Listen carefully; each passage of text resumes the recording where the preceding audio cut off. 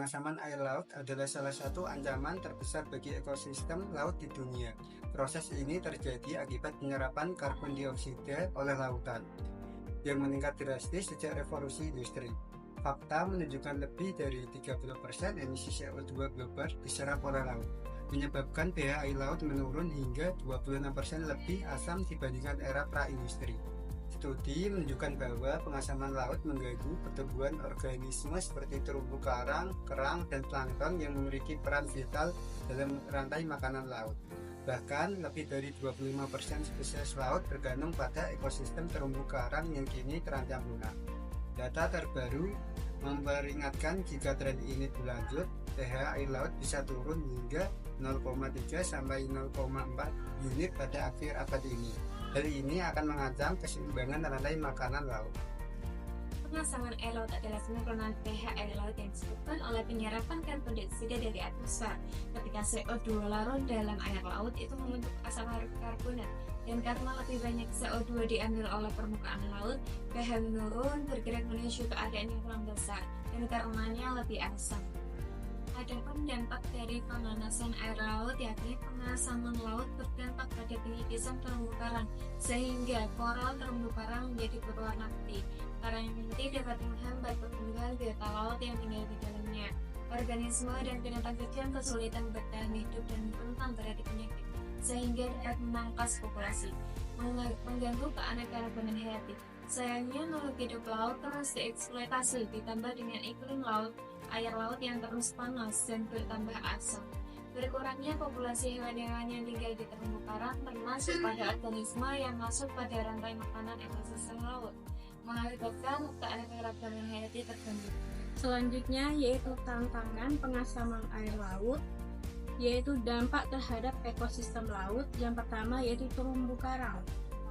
Terumbu karang yang sering disebut sebagai hutan hujan laut merupakan salah satu ekosistem yang paling rentan terhadap pengasaman laut. Meningkatnya keasaman air laut menghambat kemampuan terumbu karang untuk tumbuh dan berkembang biak. Yang kedua yaitu kerang dan moluska.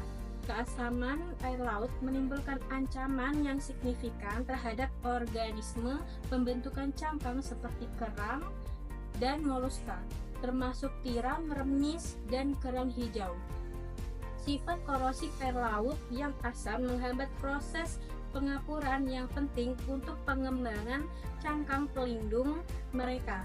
Akibatnya, spesies ini menjadi lebih rentan terhadap pemangsaan, penyakit, dan kematian. Yang kedua yaitu rantai makanan dan ikan laut. Pengasaman air laut memiliki implikasi yang luas bagi populasi ikan dan rantai makanan air laut.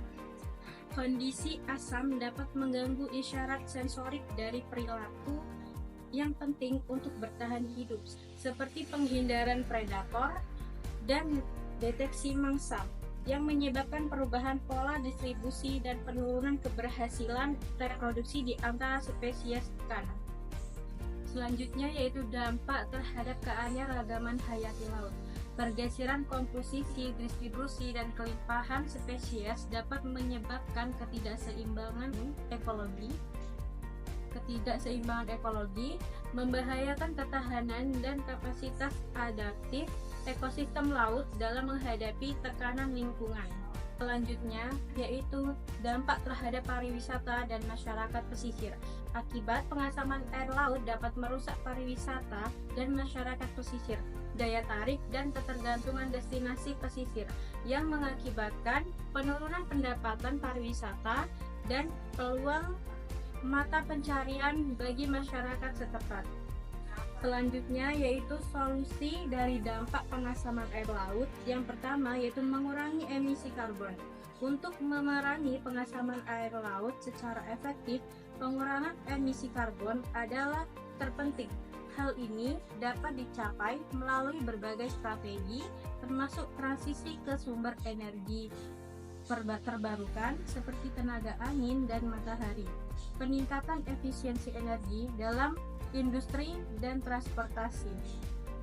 Yang kedua yaitu konversi dan restorasi laut. Upaya konversi harus memprioritaskan pembentukan kawasan lindung laut, proyek pemulihan habitat dan praktik pengelolaan perikanan yang berkelanjutan dengan menjaga habitat alami dan meningkatkan kesehatan ekosistem kita dapat membantu meredam dampak pengasaman laut terhadap kehidupan laut. Yang ketiga, yaitu teknologi inovatif dan solusi rekayasa. Mencakup teknologi penangkapan dan penyimpanan karbon berbasis laut yang bertujuan untuk menangkap emisi CO2 dari sumber industri dan penyimpanan dalam formasi geologi di bawah dasar laut. Selain itu, pengembangan teknologi ini sangat penting untuk memperluas perangkat kita dalam memerangi pengasaman air laut dan menjaga ekosistem laut untuk generasi mendatang.